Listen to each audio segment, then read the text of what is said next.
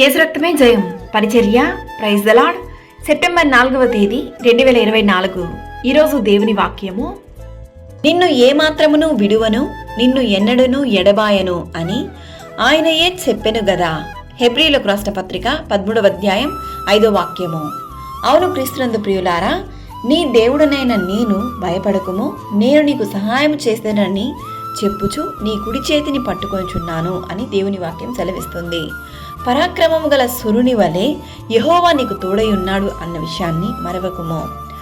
ఆయన తన ప్రజలను ఎడబాయివాడు కాడు, తన స్వాస్థ్యమును విడునాడువాడు కాడు.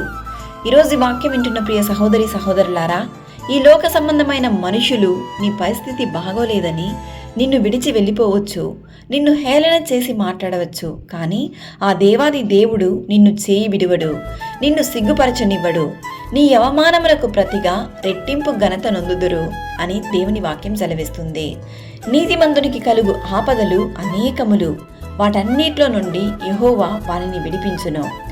ఈరోజు ఈ వాక్యం వింటున్న నీవు నీలో ఉన్న ప్రతి పాపములు, చెడు అలవాట్లు, దేవునికి నచ్చని కార్యములు అన్నిటినీ విడిచి మారు మనసు పొంది యథార్థముగా పరిశుద్ధముగా నీతిమంతుని వలె జీవించము. నిన్ను కాపాడువాడు కునుకడు నిద్రపోడు కనుక నీవు దేనిని బట్టి కలత చెందక ఆయన మనకిచ్చిన వాగ్దానమును నమ్మి విశ్వసించుము. దేవుడు నిన్ను ఆశీర్వదించి దీవించును. ప్రభు అయిన యేసుక్రీస్తు కృప మనందరికీ తోడయుండును గాక. ఆమేన్. God bless you.